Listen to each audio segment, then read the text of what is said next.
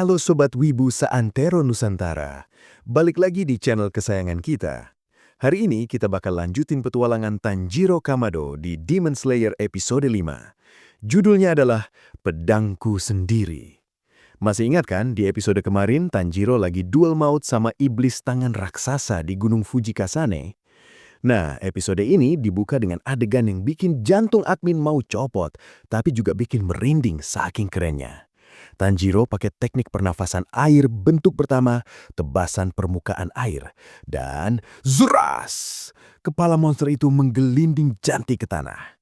Akhirnya, dendam murid-murid Urokodaki lunas, guys. Si monster tangan ini sebenarnya butuh banyak tangan buat pegangan biar nggak jomblo. Tapi malah diputusin kepalanya sama Tanjiro. Sedih ya? Di saat terakhirnya, si iblis tangan ini ingat masa lalunya. Ternyata dulu dia cuma iblis biasa yang ditangkap sama Urokodaki zaman bahela. Dia dendam banget makanya ngincer murid-murid Urokodaki. Tapi pas mau mati dia ngeliat Tanjiro bukan dengan tatapan benci, tapi tatapan kasihan. Tanjiro ini emang anak emas ya. Hidungnya nggak cuma bisa nyium bau iblis, tapi juga bisa nyium bau kesedihan. Tanjiro megang tangan iblis itu yang lagi jadi abu dan berdoa supaya pas reinkarnasi nanti dia nggak jadi iblis lagi. Iblisnya nangis, guys. Dia inget pas dulu masih manusia dia pegangan tangan sama kakaknya.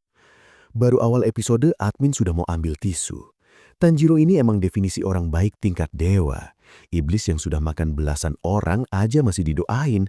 Kalau admin sih sudah admin kasih sambal terasi biar makin panas.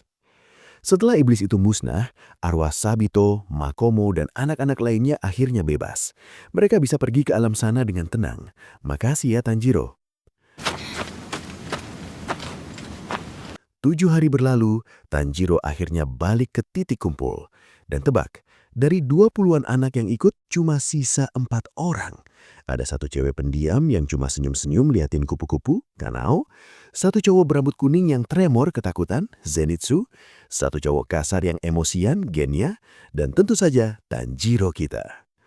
Lihat si rambut kuning Zenitsu, dia bener-bener kayak admin pas lagi nunggu pengumuman tagihan cicilan. Gemeteran gak jelas. Padahal dia selamat loh.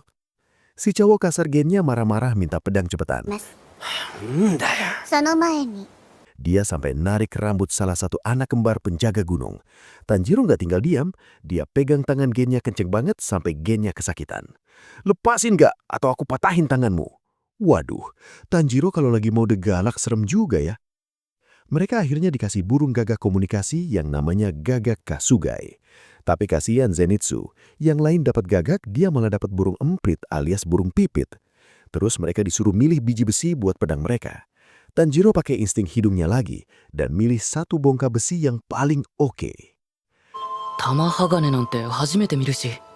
Tanjiro jalan pulang ke rumah Urokodaki dengan badan pincang, baju robek, dan capek luar biasa. Pas sampai di depan rumah, tiba-tiba duar. Pintunya ditendang dari dalam.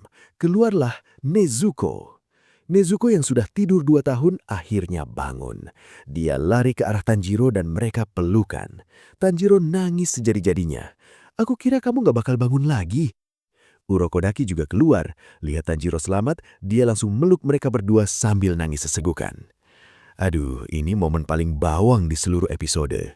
Bayangin, 2 tahun ditinggal tidur, pas bangun abangnya sudah jadi pembasmi iblis. Untung Nezuko gak bangun-bangun terus nanya, sudah buka puasa belum? Urokodaki jelasin kalau Nezuko kemungkinan tidur lama untuk memulihkan energi sebagai pengganti makan manusia. Jadi Nezuko ini iblis hemat energi guys, kayak lampu LED. Beberapa hari kemudian datang mas-mas pakai caping bambu dengan banyak lonceng.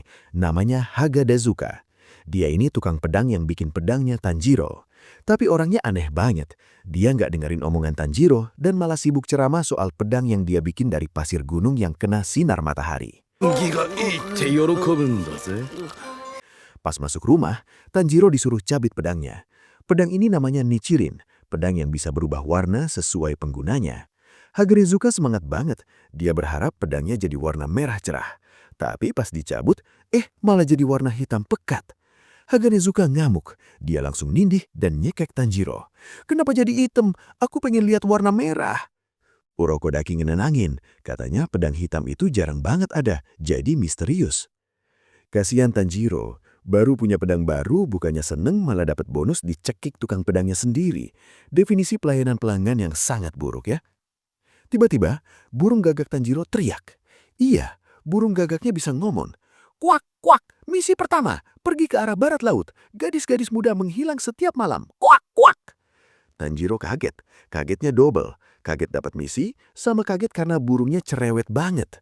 Tanjiro pakai seragam barunya yang keren, masukin Nezuko ke kota kayu baru buatan Urokodaki, dan berangkat. Petualangan sesungguhnya baru saja memulai. Wah, episode yang padat banget ya guys. Dari pembantaian iblis tangan sampai dapat pedang hitam misterius. Kira-kira apa ya kekuatan pedang hitam Tanjiro itu? Menurut kalian kenapa ya pedang Tanjiro warna hitam? Apakah itu pertanda dia bakal jadi sangat kuat atau malah pertanda sial? Terus kalau kalian punya burung komunikasi, kalian pengen dapat burung gagak yang pinter ngomong atau burung pipit kayak punya Zenitsu? Tulis jawaban kalian di kolom komentar ya. Jangan lupa like, share, dan subscribe ya guys.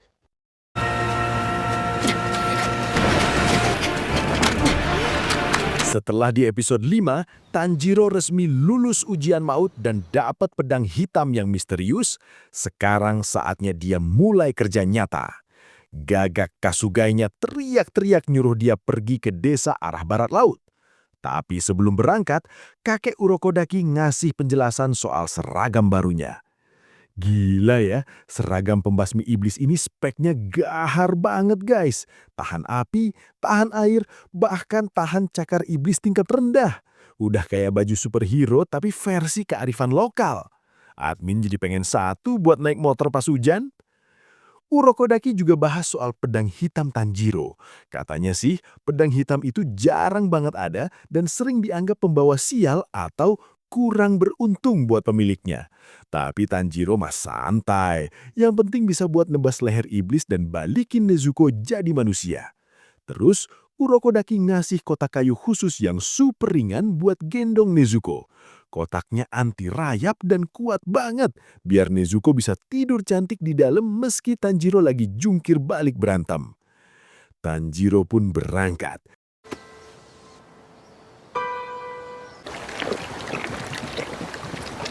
Akhirnya dia nyampe ke desa tujuan. Di sana suasana lagi mendung-mendung suram. Dia ketemu seorang pemuda namanya Kazumi. Mas Kazumi ini penampilannya udah kayak orang gak tidur seminggu, matanya bengap. Ternyata tunangannya yang namanya Satoko baru aja hilang diculik iblis pas mereka lagi jalan bareng. Kasian banget Mas Kazumi ini. Udah kehilangan ayang, malah dituduh gila sama warga desa. Karena katanya Satoko hilang tiba-tiba kayak ditelan bumi. Sabar ya mas, detektif hidung sakti sudah datang. Tanjiro langsung mulai aksinya. Dia nunduk-nunduk di tanah sambil ngendus-ngendus kayak, ya kalian tahulah. Hidung Tanjiro ini Google Maps versi aroma. Dia bisa lihat jejak bau warna merah yang melayang di udara. Warga desa pada ngeliatin dia heran, mungkin mikir, ini anak baru keluar dari RSJ mana ya? Tapi Tanjiro nggak peduli, dia fokus nyari keberadaan si iblis rawa. Malam pun tiba, Tanjiro terus muter-muter desa bareng Kazumi. Tiba-tiba, di sebuah rumah lain ada seorang gadis yang lagi mau tidur. Dia ngerasa aman karena ada di dalam kamar. Tapi tiba-tiba ada bayangan hitam muncul dari bawah lantai, kayak air rawa yang meluap. Dua tangan keriput muncul dari bayangan itu dan membungkam mulut si gadis. Nah, ini alasan kenapa admin kalau tidur kakinya nggak pernah berani dikeluarin dari selimut. Takut ditarik sama yang begini nih, serem bener. Untungnya, hidung Tanjiro langsung bereaksi. Baunya makin kuat. Tanjiro lari sekencang kilat. Dia nemuin lokasi penculikannya. Dia nggak lihat iblisnya, tapi dia lihat bayangan di tanah. Tanpa ragu, Tanjiro nancepin pedang hitamnya ke tanah. Jelep. Terdengar suara teriakan dari bawah tanah. Tanjiro berhasil narik gadis itu keluar dari rawa bayangan tepat sebelum dia ditelan sepenuhnya. Di sela pertarungan, kita dikasih flashback penjelasan penting dari Urokodaki. Ternyata ada satu iblis yang jadi sumber segala masalah di dunia ini. Namanya adalah Muzan Kibutsuji. Dia adalah iblis pertama dan satu-satunya yang punya darah sakti yang bisa ngerubah manusia jadi iblis. Jadi Muzan ini ibarat direktur utama dari PT Iblis Sejahtera. Dia yang paling kuat, paling licin, dan katanya sih dialah yang bantai keluarga Tanjiro. Pokoknya kalau ketemu dia jangan diajak ngopi, langsung tebas aja. Urokodaki bilang kalau Tanjiro mau balikin Nezuko jadi manusia, dia harus nyari Muzan. Tapi nyari Muzan itu susah banget, kayak nyari jarum di tumpukan jerami yang udah dibakar. Kembali ke masa sekarang. Iblis yang dihadapi Tanjiro ini unik banget guys. Namanya Iblis Rawa. Dia punya 3 tubuh tapi 1 kesadaran. Yang paling nyebelin, dia hobi banget ngerotok giginya. Keratak-keratak-keratak-keratak. Suaranya berisik banget guys. Iblis ini ngaku kalau dia cuma mau makan gadis umur 16 tahun karena katanya dagingnya paling enak. Kazumi yang dengar itu langsung nangis histeris pas lihat koleksi pita rambut milik gadis-gadis yang udah dimakan iblis itu, termasuk pita punya Satoko. Ini iblis seleranya tinggi banget ya, pilih-pilih umur segala. Dasar iblis pilih kasih, udah gitu hobi ngerotok gigi. Admin denger suaranya aja pengen ngasih dia odol biar giginya diem. Tanjiro kewalahan karena harus jagain Kazumi dan si gadis yang pingsan. Sementara iblisnya muncul dari mana aja, dari dinding, lantai, langit-langit. Pas Tanjiro lagi terpojok, tiba-tiba kotak di punggungnya kebuka. Bam! Nezuko keluar dengan tendangan mautnya. Nezuko sekarang beda guys. Berkat upgrade hipnotis dari Urokodaki pas dia lagi tidur 2 tahun, Nezuko sekarang ngelihat semua manusia sebagai keluarganya. Pas dia lihat Kazumi dan si gadis, dia ngerasa kayak ngelihat adik-adiknya sendiri yang udah meninggal. Aura Nezuko langsung berubah jadi garang. Dia berdiri di depan Kazumi buat ngelindungi mereka. Tanjiro senyum bangga. Ayo Nezuko, kita hajar mereka. Nezuko langsung lari dan mau menendang salah satu tubuh iblis rawa itu. Pertarungan duo kakak beradik ini makin panas. Gimana guys? Pertarungan pertama Tanjiro sebagai pembasmi resmi langsung disambut iblis yang bisa menyelam di tanah. Belum lagi info soal Muzan Kibutsuji yang bikin bulu kuduk berdiri. Ternyata perjalanan Tanjiro masih panjang dan berliku banget. Menurut kalian, kalau kalian punya kemampuan hidung sakti kayak Tanjiro, kalian bakal pakai kemampuan itu buat nyari iblis atau buat nyari diskonan makanan yang paling harum di mall? Tulis jawaban kocak kalian di kolom komentar ya. Jangan lupa klik like, share ke grup WA Wibu kalian, dan pastinya subscribe biar admin semangat update anime selanjutnya. Sekarang kita masuk ke episode yang bikin jantung mau copot. Demon Slayer episode 7. Judulnya adalah Muzan Kibutsuji. Episode 6 kita lihat Tanjiro lagi dikepung 3 iblis rawa yang licinnya minta ampun. Pas Tanjiro lagi kewalahan, si cantik Nezuko keluar dari kotak kayak surprise gift. Di awal episode ini, kita lihat Nezuko bukan lagi adik yang manja, tapi sudah jadi petarung handal. Dia nendang-nendang iblis rawa itu sampai mental. Nezuko ini kalau ikut lomba tarkam pasti juara 1 ya guys. Tendangannya itu loh, nggak pakai permisi, langsung bikin hidung iblis geser ke telinga. Tanjiro sadar kalau Nezuko sekarang bisa jaga diri dan juga bisa jagain Mas Kazumi sama cewek yang pingsan itu.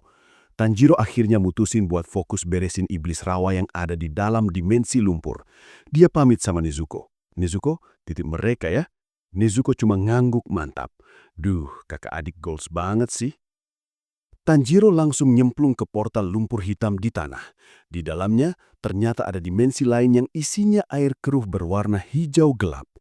Pas lagi berenang-renang cantik di sana, Tanjiro nemuin tumpukan baju dan barang-barang milik gadis-gadis yang sudah diculik. Hati Tanjiro langsung mendidih. Berani-beraninya kalian makan orang gak berdosa, teriaknya dalam hati. 2 iblis rawa yang ada di sana ketawa sombong. Mereka pikir Tanjiro bakal mati konyol karena nggak bisa napas di dalam lumpur. Tapi mereka lupa satu hal. Tanjiro itu anak gunung yang latihannya di tempat oksigen tipis. Si iblis ini beneran ngeremehin Tanjiro. Dia nggak tahu kalau paru-paru Tanjiro itu sudah upgrade jadi tabung oksigen berjalan. Berenang di lumpur mah kecil buat dia. Tanjiro narik napas dalam-dalam. Dia pakai pernapasan air bentuk keenam, pusaran air. Dia mutar-mutar badannya sampai bikin bafor, badai lumpur raksasa. Zras! Dua iblis itu langsung kepotong-potong jadi sashimi lumpur. Tamat riwayat mereka. Tanjiro nemuin sisa pita ambut Satoko, tunangan Kazumi, dan langsung berenang balik ke permukaan. Balik ke permukaan, Nezuko lagi dikejar-kejar satu iblis rawa yang tersisa. Nezuko sebenarnya kuat, tapi dia belum jago teknik bertarung, jadi cuma asal cakar dan tendang. Pasti iblis mau nyerang Nezuko, Tanjiro muncul dari lubang lumpur dan langsung nebas kedua tangan iblis itu. Mampus kau! Tanjiro mojokin iblis itu ke tembok. Dia nanya dengan muka paling serem, "Siapa Muzan Kibutsuji? Di mana dia?" Mendengar nama Muzan, si iblis rawa langsung gemeteran kayak lagi kena gempa bumi. Dia ingat flashback pas Muzan ngancam dia. "Kalau kamu bocorin namaku atau rahasiaku, aku bakal hancurkan kamu dari dalam." Muzan ini emang bos paling toksik sedunia ya. Karyawannya nggak boleh sebut nama perusahaan. Kalau ketahuan langsung dipecat dari kehidupan. Galak bener, Bang. Si iblis ketakutan setengah mati dan malah nyerang Tanjiro babi buta sambil nangis. Akhirnya, Tanjiro terpaksa nebas lehernya. Misi pertama selesai. Tanjiro deketin Mas Kazumi yang lagi depresi berat. Tanjiro ngasih pita rambut merah punya Satoko. Kazumi nangis kejar. Dia sempat marah ke Tanjiro. "Kamu nggak tahu rasanya kehilangan orang yang dicintai." Tapi pas lihat muka Tanjiro yang sedih tapi tegar, Kazumi sadar kalau Tanjiro juga ngalamin hal yang sama, bahkan lebih parah. Kazumi akhirnya minta maaf dan berterima kasih. Besok paginya, gagak Kasugai Tanjiro yang berisik banget datang lagi. "Kuak, kuak, misi selanjutnya ke Tokyo, Asakusa, kuak." Tanjiro kaget. "Loh, baru juga kelar satu misi, udah disuruh lembur lagi." Tanjiro dan Nezuko akhirnya sampai di Tokyo, Asakusa. Tanjiro yang anak gunung benar-benar norak, guys. Dia kaget lihat lampu-lampu kota yang terang benderang, gedung tinggi, dan kereta kuda. Dia pusing lihat keramaian orang. Akhirnya dia narik Nezuko ke gang sempit buat nenangin diri. Tanjiro lihat lampu kota udah kayak lihat keajaiban dunia ke-8. Nora-nora gemesin gimana gitu. Maklum, di gunung kan cuma ada lampu tempel sama kunang-kunang. Mereka mampir di warung nundel atau udon pinggir jalan. Tanjiro pesan udon karena lapar banget. Pas mau makan, tiba-tiba hidungnya mencium sesuatu. Bau yang sangat menyengat. Bau yang sama dengan bau yang ada di rumahnya pas keluarganya dibantai. Tanjiro langsung lepas mangkok udonnya. Duh, sayang banget udonnya tumpah. Dia lari nembus keramaian orang banyak. Dia nyari sumber bau itu. Dan di tengah keramaian Tokyo, dia menemukan seorang pria pakai jas rapi, topi fedora, dan mukanya mirip banget dengan Michael Jackson. Dialah Muzan Kibutsuji. Wah, Muzan penampilannya necis banget, guys. Pakai topi fedora, jas mahal, udah kayak mau konser hehe di Tokyo Dome. Tapi hatinya busuknya minta ampun. Tanjiro megang pundak Muzan dan udah mau narik pedangnya. Tapi tiba-tiba ada suara anak kecil manggil. "Papa, siapa itu?" Tanjiro kaget setengah mati. Muzan lagi gendong anak perempuan manusia. Dan istrinya, seorang wanita cantik manusia datang nanya, "Ada apa sayang? Apa kamu kenal anak ini?" Tanjiro gemeteran. Dia nggak nyangka Raja Iblis yang dia cari-cari ternyata hidup nyaru jadi manusia biasa di tengah kota. Muzan pura-pura nggak kenal Tanjiro dengan muka yang sok kalem. Tanjiro bingung, mau nyerang tapi ada manusia yang nggak berdosa di situ. Muzan yang licik langsung lakuin langkah kotor. Pas lagi jalan, dia diam-diam ngerobek leher orang yang lewat pakai kukunya yang tajam. Orang itu langsung berubah jadi iblis dalam hitungan detik dan langsung gigit pundak istrinya sendiri. Kekacauan pecah. Tanjiro terpaksa nahan iblis baru itu supaya nggak makan orang lain. Sementara Muzan jalan pergi gitu aja sambil senyum tipis yang jahat banget. Muzan ini benar-benar licik level dewa, guys. Dia bikin kekacauan biar bisa kabur sambil bawa anak istrinya. Benar-benar villain yang bikin kita pengen nampol pakai sandal jepit. Episode berakhir dengan Tanjiro yang teriak frustasi di tengah keramaian Tokyo. Wah, gila guys. Pertemuan pertama Tanjiro sama Muzan benar-benar di luar ekspektasi. Siapa dangka Raja Iblis punya keluarga manusia? Gimana nasib Tanjiro di tengah kota yang lagi heboh ada iblis baru? Menurut kalian, Muzan itu beneran sayang sama keluarga manusianya atau cuma dijadiin tameng aja supaya nggak ketahuan para pembasmi iblis? Terus, kalau kalian jadi Tanjiro, kalian bakal tetap tebas Muzan atau selamatin orang yang baru digigit tadi? Tulis jawaban dan teori kalian di kolom komentar ya. Jangan lupa like, share, dan subscribe guys.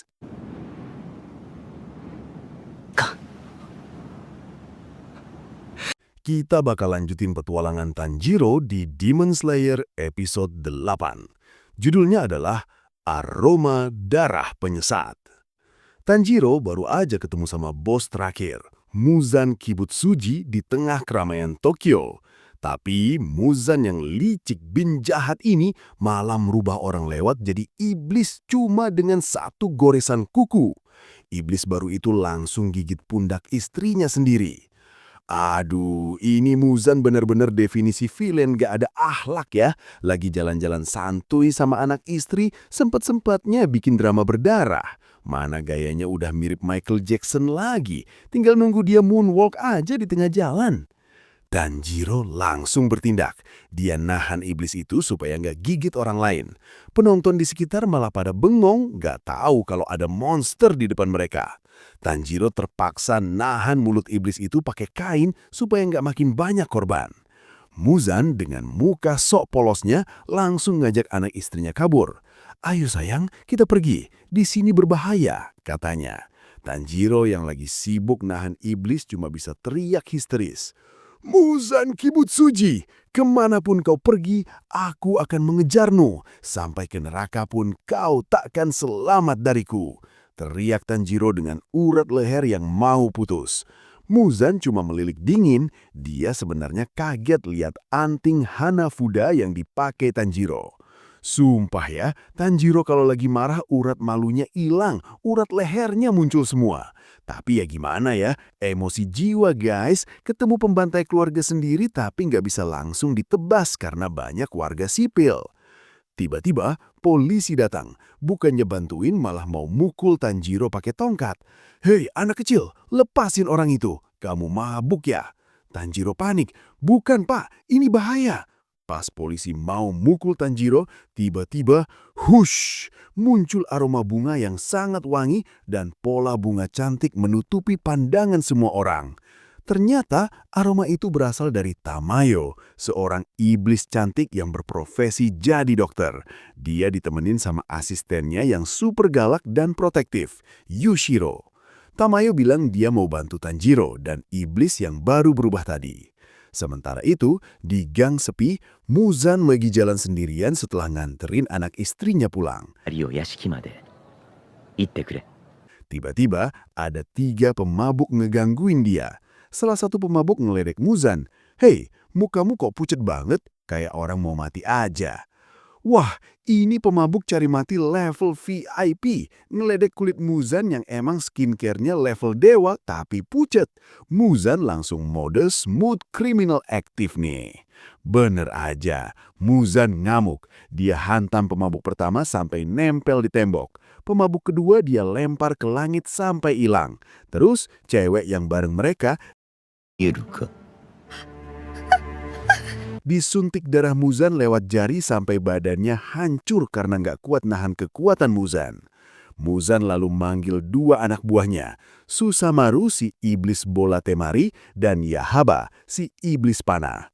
Perintahnya simple, bawa kepala anak kecil yang pakai anting Hanafuda itu ke hadapanku. Balik lagi ke Tanjiro. Setelah keadaan aman, dia balik ke warung udon tadi. Mas penjual udonnya ngamuk-ngamuk karena Tanjiro pesan udon tapi nggak dimakan malah ditinggal lari. Tanjiro terpaksa pesan 2 mangkok dan langsung ditelan sekaligus demi nyenangin hati si penjual udon. Tanjiro ini emang anak soleh ya, biar lambung berontak, yang penting hati penjual udon senang. Tapi jangan ditiru ya guys, keselak mentar. Yushiro datang buat jemput Tanjiro dan Nezuko ke rumah tersembunyi Tamayo.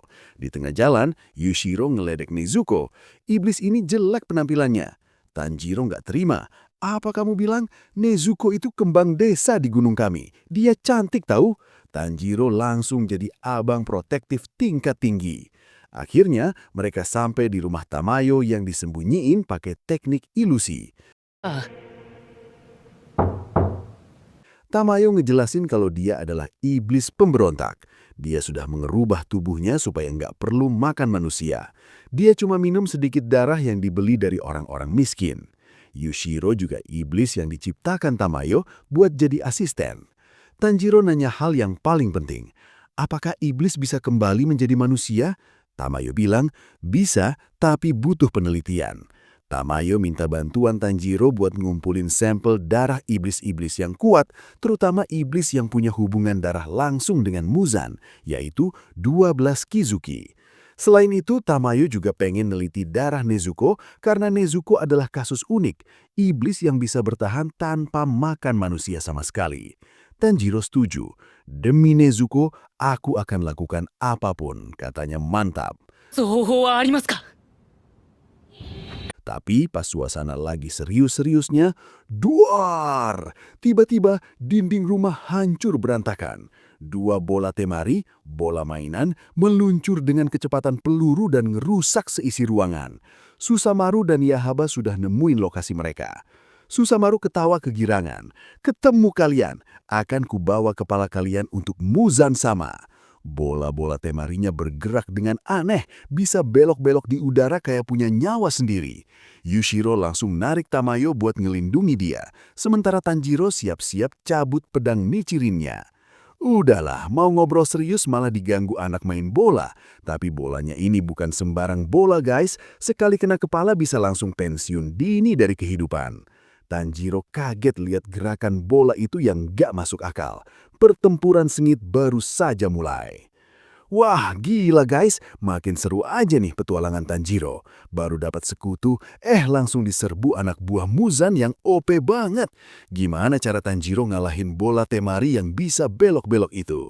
Menurut kalian kalau kalian jadi Tanjiro lebih milih ngadepin iblis bola yang tangannya banyak atau iblis yang bisa lihat masa depan?